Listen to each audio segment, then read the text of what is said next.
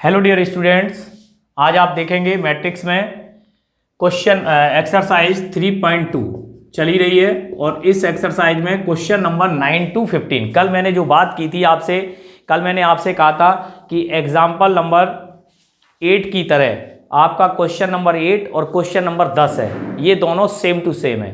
ठीक है, किसी को यदि कोई प्रॉब्लम फिर भी रह जाए तो आप हमें कमेंट करके बता सकते हैं। मैं 9वां क्वेश्चन बताने जा रहा हूँ, उसके बाद हम 15 तक आज बात करेंगे।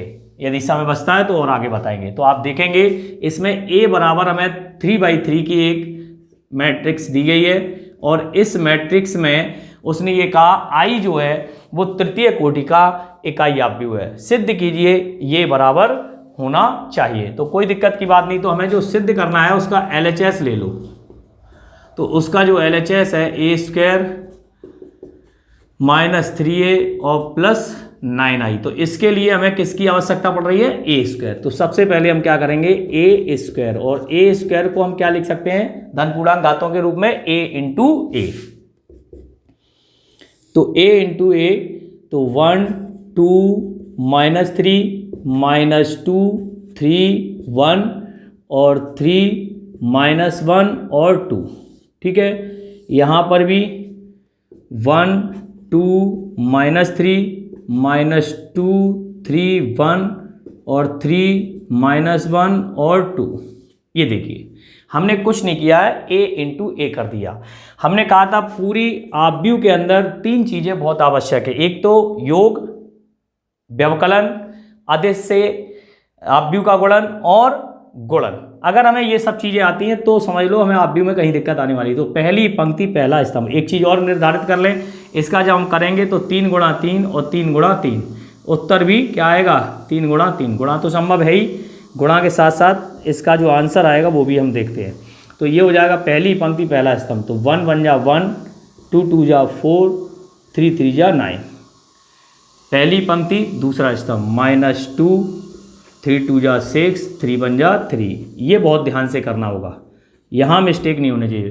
पहली पंक्ति तीसरा स्तंभ, 3 1 जा 3 +2 और +6। ठीक है, इसके बाद दूसरी पंक्ति पहला स्तंभ, 2 1 कम 2, 3 दूना 6, -1 का -3 में करेंगे तो +3। दूसरी पंक्ति दूसरा, 2 दूना 4, 3 त्रिका 9 और 1 1 जा 1। फिर दूसरी पंक्ति तीसरा स्तंभ, 2 3 जा 6, 3 1 जा 3 और -2। नेक्स्ट तीसरी पंक्ति पहला स्तंभ, -3 +2 और -6। यहाँ आप देख रहे हो कि कैलकुलेशन बहुत होती है। तीसरी पंक्ति दूसरा स्तंभ, 3 2 जा 6 -+ और +3 और +2। तीसरी पंक्ति तीसरा स्तंभ, 3 3 जा 9, 1 -1 और +4। तो इस तरीके से जो हमें मिलेगा वो यहाँ जोड़ लीजिए। यहाँ 9 और 4 13, 13 में से एक चली जाएगी, कितनी बची? -12। यहाँ आ जाएगा 6 और 2 8, 8 में से 3 जाएगा -5 और यहाँ 3 और 2 5, 5 और 6 11, 5 और 6 11। यहाँ आ जाओ 2 और 6 8, 8 और 3 11। यहाँ हो जाएगा 4 और 1 5 और 9 में से 5 चली जाएगी, कितनी होगी? 4। यहाँ पे 3 और 2 5, कितनी बची? 1। यहाँ पर आपका हो जाएगा 6 और 3 9 -7। ओके, यहाँ 6 3 9 और 2 11। यहाँ हो जाएगा 9 और 1 10 -6। तो इस तरीके से आप देख रहे होंगे ये हमारा जो मैट्रिक्स आया वो 3 × 3 का आ गया। 9 और 1 10 -6। तो ये A² मिल गया। अब हमें क्या करना होगा? इसमें रखना होगा। तब प्रूफ करना है तो A² -3A और +9I। चलिए रखते हैं। A² का मान यहाँ पुट कर दें। अब ज़्यादा कठिन नहीं होगा, बस रखना ही रखना है। -12 -5 और 11। ये हो जाएगा 11 4 और 1। यहाँ पे -7 11 और -6। ये अपना बन गया। ठीक है, A² -3 और A की वैल्यू रखो। तो A की वैल्यू क्या है अपनी? 1 2 -3 -2 3 1 और 3 -1 और 2 प्लस 9 और आई मैंने बताया 1 0 0 0 1 0 0 0 1। तो इस तरीके से हमने सारी वैल्यू पुट कर ली। अब यहाँ से क्या करेंगे, ये फिर से हम पहले इनका अंदर मल्टीप्लाई करेंगे। तो -12 -5 11 11 4 1 -7 11 -6। ठीक है भाई, इतना तो काम आपके समझ में आ ही रहा होगा, कहीं कोई दिक्कत की बात ही नहीं आ रही होगी। अब माइनस इस 3 का मल्टीप्लाई करेंगे तो 3 बन जा 3 3 2 जा 6 3 3 जा 9 3 2 जा 6 3 3 जा 9 3 बन जा 3 3 3 जा 9 3 बन जा 3 3 2 जा 6 प्लस यहाँ पे आ जाएगा 9 0 0 0 9 0 0 0 9 इस तरह से। ठीक है भाई, अब आप एक काम कर सकते हो, जैसे ये प्लस वाले हैं ना, तो प्लस वाले इनके साथ जोड़ सकते हो पहले, या फिर आप कैसे भी कर लो, इसको पहले घटा लो और फिर जोड़ लो, जैसा आप चाहो वैसा कर लो। तो आपके जैसा समझ में आए, क्योंकि हमें उत्तर क्या लाना है वो लिखा हुआ है। तो आप एक काम कर लो, यहाँ से कितना हो जाएगा, तो अगर हम इसको और इसको प्लस कर दें, किसको, इसको और इसको, अगर हम इसको प्लस कर लें तो 12 + 9 कितना हो जाएगा, -3 हो गया। 12 + 9 कितने हो गए, -12 + 9 -3, ये तो -5 रहेगा और ये 11 रहेगा, ये 11 रहेगा, ये -7 रहेगा, क्योंकि इन जगहों पर कोई प्रभाव नहीं पड़ेगा, और ये भी 11 रहेगा, केवल प्रभाव पड़ेगा यहाँ। 4 और 9 कितने हो जाएंगे, 13, 4 और 9 13, 1 रहेगा, और यहाँ पर भी थोड़ा सा प्रभाव पड़ेगा, तो ये हो जाएगा -6 और +9 कितने हो गए, 3। ठीक है, इस बात का आप ध्यान रखेंगे। जहाँ 0 है वहाँ पर तो ये संख्या आ जाएंगी, और जहाँ पर कुछ संख्या लिखी वो जुड़ जाएगा। माइनस यहाँ पे अगली लाइन में 3 6 -9 -6 9 3 9 -3 और 6। अब आप इसको आराम से सब्ट्रैक्ट कर दें। ये तो हमने दोनों प्लस थे तो इसलिए पहले प्लस कर दिया भाई। 9 इसमें जोड़ेंगे -3, 9 इसमें जोड़ेंगे 13, और 9 इसमें जोड़ेंगे तो 3। ठीक है, अब हम घटाएंगे तो -3 में से -3 गया -6, -5 +6 कितना हो गया 1, देखते चलना, और 11 -9 कितना हो गया 2, मिला लो आप, उत्तर आता जा रहा है। 11 में से 6 गई 5, 13 में से 9 गई 4, देखो आ रहा होगा, और 1 -3 कितने हो गए 4।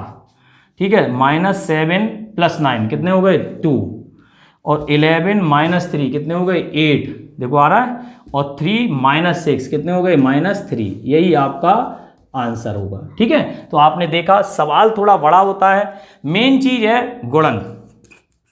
दो अवयवों का गुणन यदि आपने सही तरीके से बेसिक कंसेप्ट सही कर लिया तो आपका सवाल 100% सही होने। अब देखो आप सोच रहे होंगे सर आपने जोड़ा ही क्यों, आप माइनस कर लीजिए, एक ही बात, मैंने जोड़ा इसलिए थोड़ा पहले हमने जोड़ दिया फिर सब्ट्रैक्ट कर दिया एक साथ, और पहले सब्ट्रैक्ट कर दो फिर जोड़ दो तो भी चलेगा। ठीक है ना, आपको जैसी सुविधा लगे वैसा कर सकते, नोट डाउन करें इसको।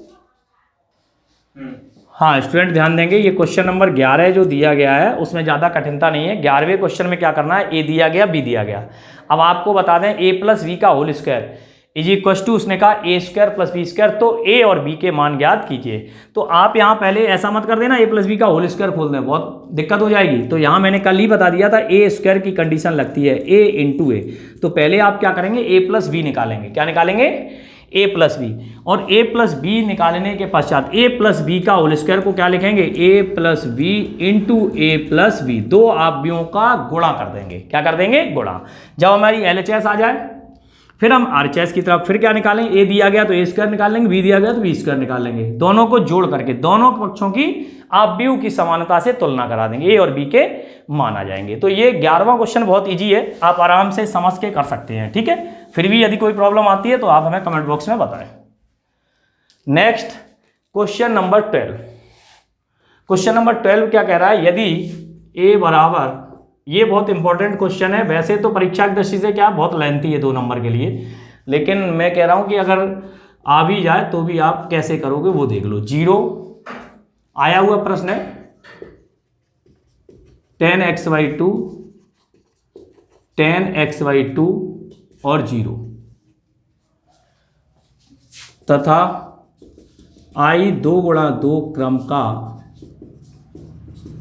इकाई आव्यूह है। कैसा आव्यूह है? इकाई। तो सिद्ध कीजिए कि I प्लस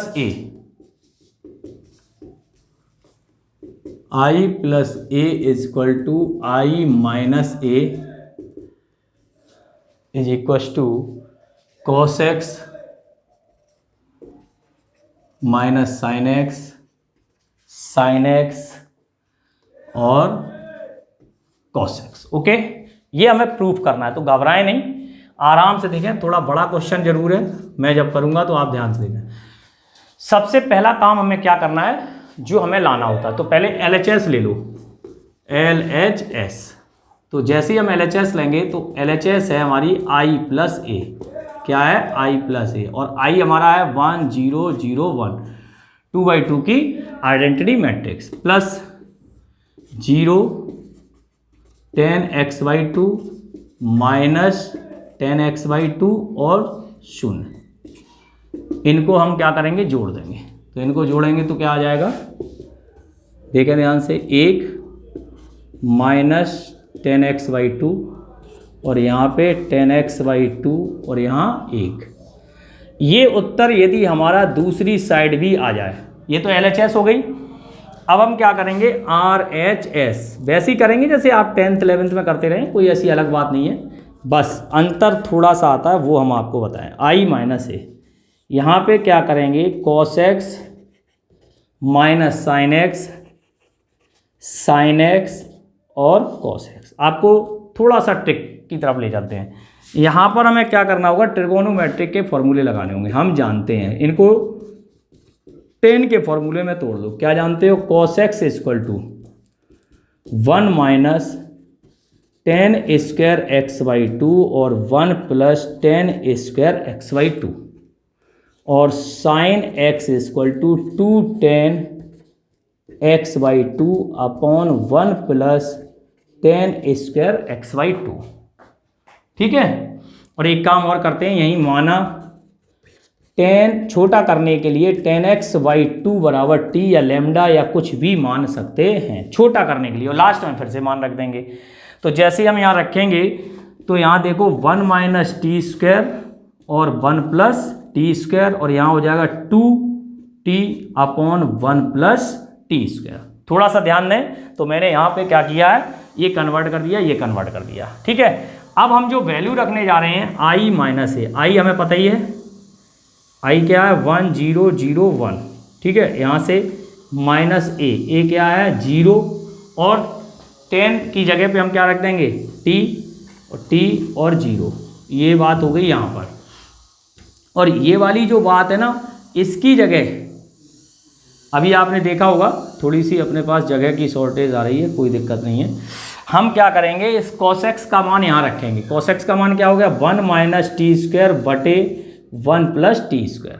ठीक है। और sin x की जो वैल्यू रखेंगे माइनस के 2t माइनस के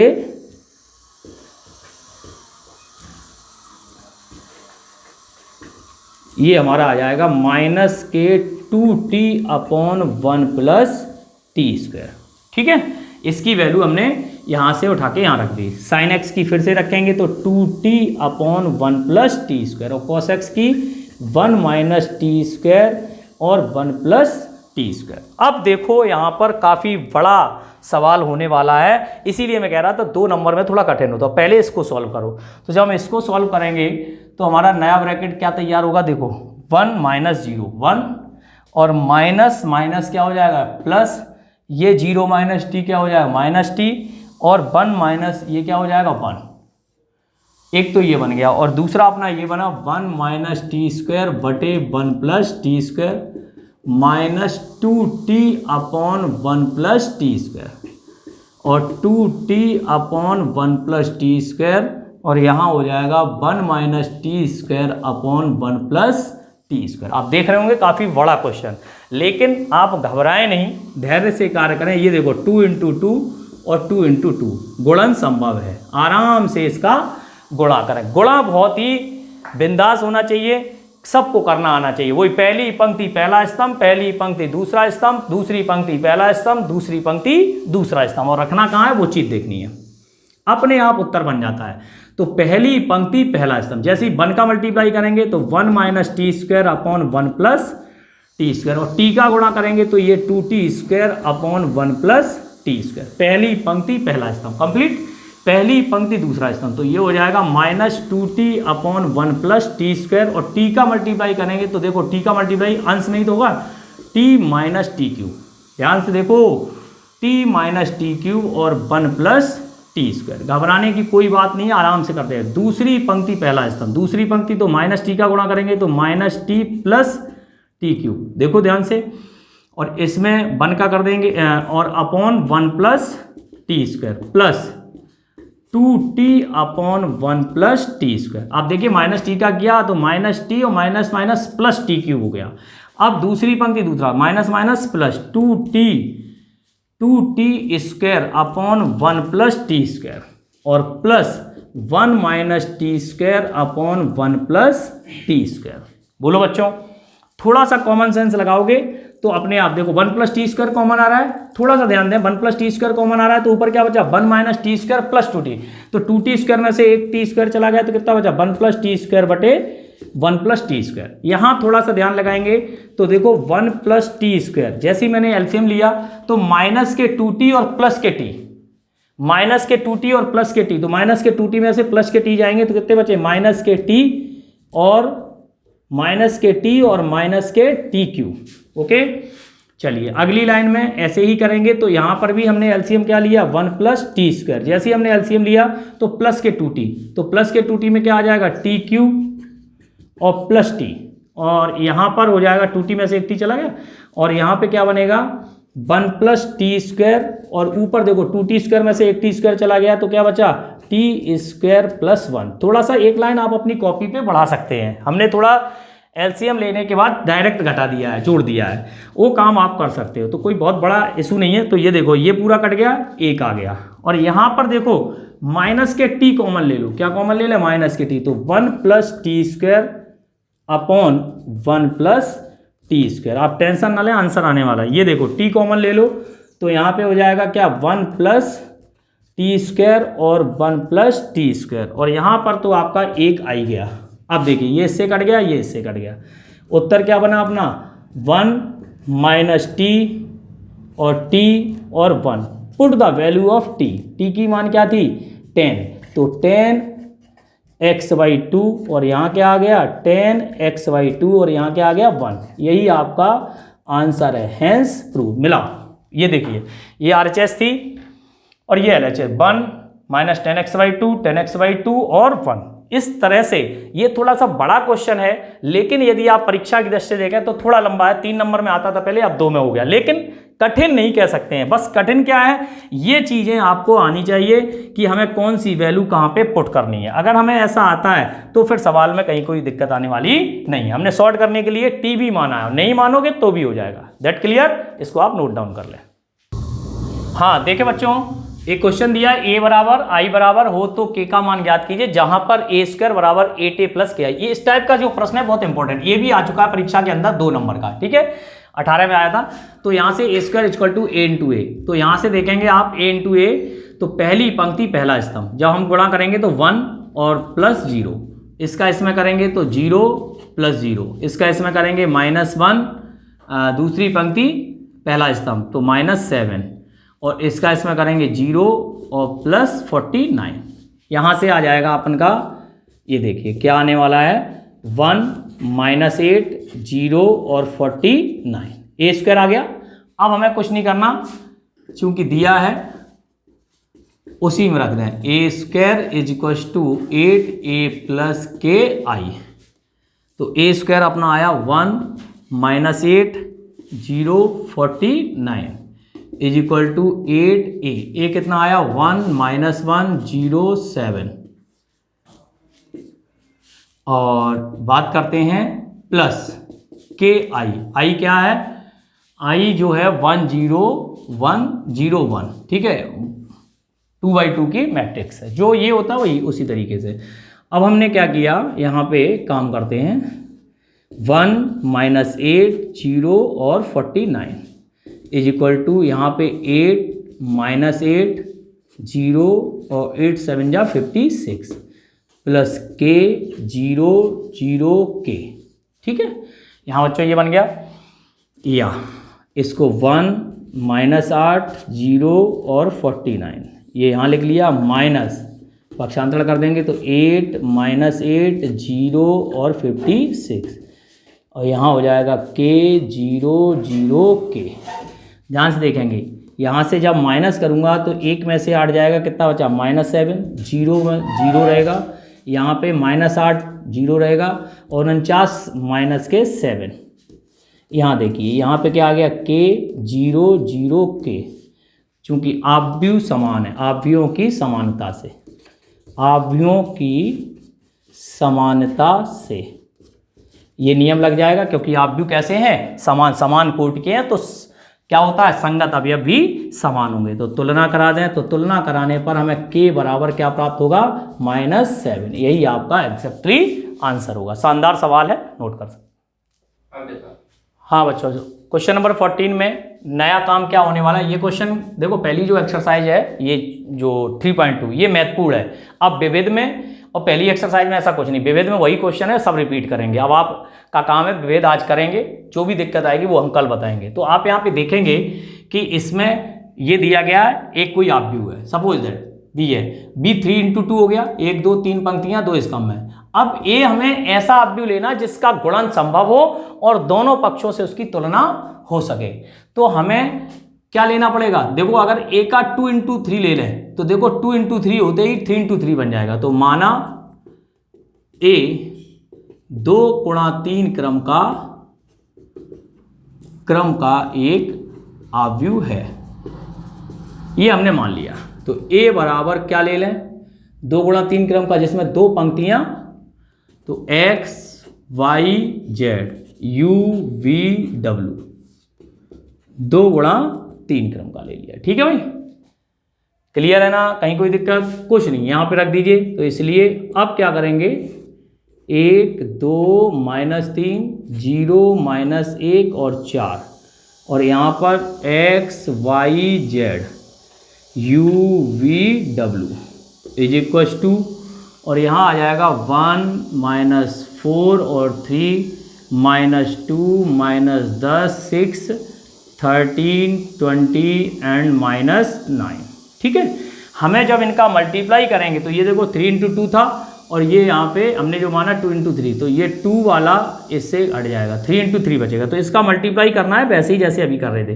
तो पहली पंक्ति पहला स्तंभ, तो जब 1 का गुणा करेंगे तो क्या आ जाएगा, x + 0, पहली पंक्ति पहला स्तंभ, पहली पंक्ति दूसरा स्तंभ, पहली पंक्ति दूसरा स्तंभ हो जाएगा। तो दूसरा स्तंभ में क्या आ जाएगा, y + 0, और तीसरे में क्या आ जाएगा, पहली पंक्ति तीसरा स्तंभ z + 0, okay, x y z आ गया। अब आओ दूसरी पंक्ति पहला स्तंभ, तो 2x - u 2y - v 2z - w, यहाँ पे माइनस के 3x प्लस के 4u, सॉरी माइनस के 3x प्लस के 4u, बिल्कुल सही है ना। और यहाँ से हो जाएगा माइनस के 3y प्लस के 4v और माइनस के 3z प्लस के 4w। तो इस तरीके से अपन का यहाँ पे ये बन गया 1 -4 3 -2 -10 6 और 13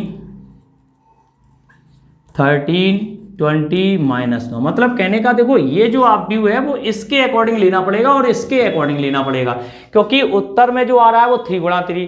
तुलना हम तभी करा सकते हैं जब वो समान आव्यूह, अभी बताया 2 मिनट पहले। तो हमें ऐसा आव्यूह लेना जिसका गुणा भी संभव हो और तुलना भी हो सके। अब देखो 3/3 का बन गया, ये भी 3/3 का, आराम से आप तुलना करा सकते हैं। इसको हम एक बार और लिख दें या करके, तो यहाँ पे हो जाएगा x, सीधे करा दो कोई दिक्कत नहीं है, यहाँ पे करा दो, चूंकि क्योंकि आव्यूह की समानता, आव्यूहों की समानता से। तो आव्यूहों की समानता से का मतलब क्या हुआ कि प्रत्येक अवयव की तुलना, तो x बराबर 1, y बराबर -4 और z बराबर 3, ये हो गया, क्लियर हो गया। अब देखो हमें u, तो हम इस लाइन से ही काम चला सकते हैं, तो 2x तथा 2x minus U is equal to -2, ये लिख लो पहले, comma 2y minus K v is equal to -10 और 2z माइनस के w इज इक्वल टू 6। तो हमें इनकी वैल्यू पता लगी गई, तो 2 इंटू 1 माइनस यू बराबर -2, तो माइनस यू बराबर -2 माइनस यू बराबर -4, तो u बराबर 4। ओके, अब आ जाओ यहाँ पे, ऐसे खांचे खींच लो, 2 इंटू वाई का मान कितना है -4 माइनस b -10 -8 -10 माइनस b बराबर -2, तो b बराबर कितना आ गया 2। ओके, अब इसी प्रकार यहाँ से करेंगे, तो 2 इंटू 3 माइनस w बराबर 6 माइनस w बराबर -w बराबर 0, तो w बराबर 0। तो आपने देखा x बराबर 1, y बराबर -4 और z बराबर 3 और u v w, इसलिए a बराबर x 1 -4 और 3, 1 -4 और 3, 4 2 और 0, 2 गुणा 3, अर्थात यही हमारा क्या होगा आंसर। That clear. तो आप देख सकते हैं इस टाइप के जितने भी प्रश्न होंगे वो भी इंपॉर्टेंट होते हैं।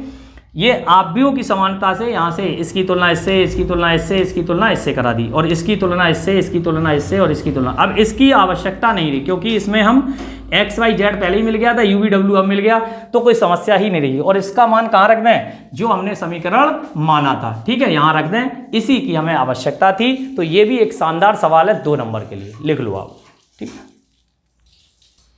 हाँ बच्चों, एक अच्छा सवाल है, अलग टाइप का है, ये टाइप बिल्कुल अलग होता है, और ये अपने यहाँ एक ही क्वेश्चन है, वैसे 3-4 प्रश्न और हैं। यदि a बराबर, तो सिद्ध कीजिए a की power n cos n alpha sin n alpha minus n alpha और cos n अल्फा, जहाँ n धन पूर्णांक है। यहाँ पर अगर आप देखेंगे तो हमें पता कैसे लग रहा है, यहाँ देखिए n धन पूर्णांक है, इसका मतलब है यह गणितीय आगमन पढ़ा होगा आपने 11th क्लास में, गणितीय आगमन सिद्धांत से हल करेंगे, ठीक है भाई, गणितीय आगमन मैथमेटिकल इंडक्शन मेथड। तो इसमें क्या होता है, माना कथन Pn a की power n is equal to cos n alpha sin n alpha minus sin n alpha और cos n अल्फा। ये आपको क्या है, Pn दिया गया। तो अब हम क्या करते हैं, स्टेप फर्स्ट लिखना चाहो तो लिखो, नहीं तो सीधे लिख दो। फर्स्ट में n बराबर 1 के लिए, ठीक है, वही काम n बराबर 1 के लिए, तो 1 रखेंगे तो P1 सच दैट a की पावर 1, तो यहाँ पे क्या बन जाएगा, cos alpha sin alpha minus sin alpha और cos अल्फा, अर्थात P1 सत्य है, ठीक है भैया। सेकंड n बराबर k के लिए हम कल्पना करते हैं कि ये कथन सत्य होगा, ऐसा लिखते थे हम, तो यहाँ ज़्यादा ना लिखें, कोई दिक्कत नहीं, a की पावर k और यहाँ हो जाएगा cos k alpha sin k alpha minus sin k alpha और cos k alpha. Equation number इसको 1 कहते हैं, क्योंकि हम यहाँ कल्पना कर लेते हैं कि ये कथन सत्य होगा। और तीसरे में हम क्या करते हैं, n बराबर k प्लस 1 के लिए हम सिद्ध करेंगे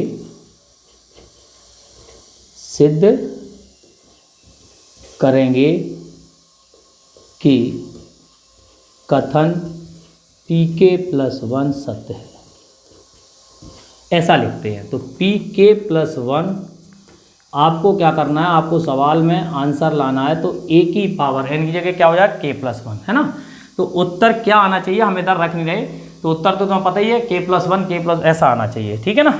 लो लिखना चाहो लिख लो, क्या आना चाहिए, cos k+1 alpha sine k+1 alpha minus sine k+1 alpha और cos k+1 अल्फा, ये आना चाहिए, ठीक है। तो हम यहाँ क्या करते हैं, टेक LHS,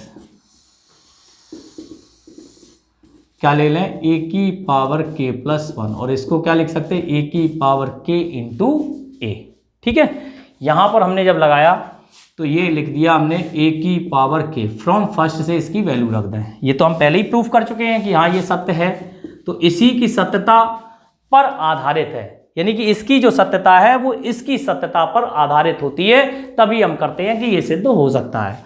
तो यहाँ पे हमने क्या लिखा, cos k alpha sine k alpha minus sine k alpha और cos k अल्फा, और यहाँ हो जाएगा अपना a की वैल्यू क्या आई, a की वैल्यू ये रही, cos alpha sine alpha minus sign alpha, ठीक है, और cos अल्फा, ये देखिए मल्टीप्लाई, वही मल्टीप्लाई हो जाएगा, संभव है 2 गुणा 2 है, 2 गुणा 2 है, ठीक है। तो अब हमने जैसे ही मल्टीप्लाई करा तो थोड़ा सा यहाँ पर ध्यान देना होगा, थोड़ा बड़ी सी लाइन कर लें, cos a, पहली पंक्ति पहला स्तंभ, cos a into cos alpha plus sign a into sine, minus है तो यहाँ क्या हो जाएगा माइनस, ठीक है। पहली पंक्ति पहला, पहली पंक्ति दूसरा स्तंभ, cos k alpha into sine alpha plus sign k alpha into cos alpha, काफ़ी बड़ा होता है ये सवाल भी।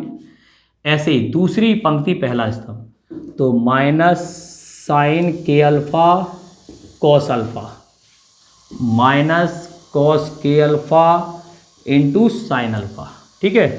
दूसरी पंक्ति पहला, दूसरी पंक्ति दूसरा स्तंभ, minus sine k alpha into sine alpha plus cos k alpha into cos alpha, ये बन गया, ठीक है। अब आप चाहो तो इसको थोड़ा आगे पीछे लिख के ये फॉर्मूले बनने वाले हैं, देखो ध्यान से देखना, cos a cos b minus sine a sine b, किसका फॉर्मूला है, cos k अल्फा माइनस है तो प्लस का हो जाए k अल्फा प्लस अल्फा, बन गया। ये किसका फॉर्मूला बन गया, k alpha plus alpha, cos a cos b minus sine a sine b, cos a plus b, और यहाँ देखेंगे sine a cos b plus cos a sine b, किसका सूत्र है, sine k alpha plus alpha, बिल्कुल right है। यहाँ पर माइनस कॉमन ले लो तो sine a cos b plus cos a sine b, क्या बन गया, अल्फा प्लस अल्फा, देख लो माइनस कॉमन लेने पर sine a cos b plus cos a sine b, सब तरफ से पढ़ना आना चाहिए। और ये देखो उल्टा लिखा हुआ है, cos a cos b minus sine a sine b, तो cos k alpha plus k alpha, बस यही आपका उत्तर होने वाला है। a की पावर k+1 क्या आएगा, यहाँ से cos k+1 alpha sine k+1 alpha minus sine k+1 alpha और cos k+1 अल्फा, ठीक है। अतः n बिलोंग्स टू z के लिए कथन pk+1 सत्य है, क्या लिख देंगे, कथन pk+1 सत्य है। अतः गणितीय आगमन सिद्धांत द्वारा सभी धन पूर्णांक के लिए ये कथन सिद्ध होता है। तो इस तरीके से आपको ये 3 मार्क्स में आता था पहले, अब सब क्या है कि अब भी बदल गया थोड़ा 2 नंबर में, तो क्या है वैसे क्वेश्चन देता है, इस तरह के लंबे क्वेश्चंस पड़ जाते हैं इसलिए, लेकिन दे सकता है, अगर हमारे बोर्ड में दिया गया है, सिलेबस में है तो वो दे सकता है, 2 नंबर में भी आ सकता है, 3 नंबर का तो था ही। तो इस तरह से हमने आपको आज एक्सरसाइज 3.2 भी कंप्लीट करा दी है इसकी, और इसको आप सही तरीके से रिवीजन कर लें। इसी के आधार पे आपकी मिसलेनियस अर्थात विविध एक्सरसाइज शुरू करनी है। तो आज आपको मैं काम दे रहा हूं और विविध एक्सरसाइज सभी बच्चे निश्चित तौर पर अपनी कॉपी पर करके प्रयास करने का प्रयास करेंगे। तो 1 से लेकर के बहुत सरल प्रश्न है, जो आपको 10 तक करने हैं। कहाँ तक करने हैं? 10 तक। और जिन बच्चों को आगे आते चलें वो आगे भी करें, क्योंकि हमने आपको सारे मेथड, सारी थ्योरी इसकी कंप्लीट करा दी और बहुत एग्जाम्पल और प्लस 3.2 भी कंप्लीट हो गई। तो इसका मतलब इसमें सब समराइज हो गया है। तो इसलिए आप कोशिश करें कि आपको निकालना आ जाए। तो 10 तक तो सभी बच्चों को करना, उसमें कोई प्रॉब्लम होगी तो कल हम बता देंगे और 11वें इस पर हम स्टार्ट करेंगे। ठीक है, आज के लिए इतना ही। Thank you.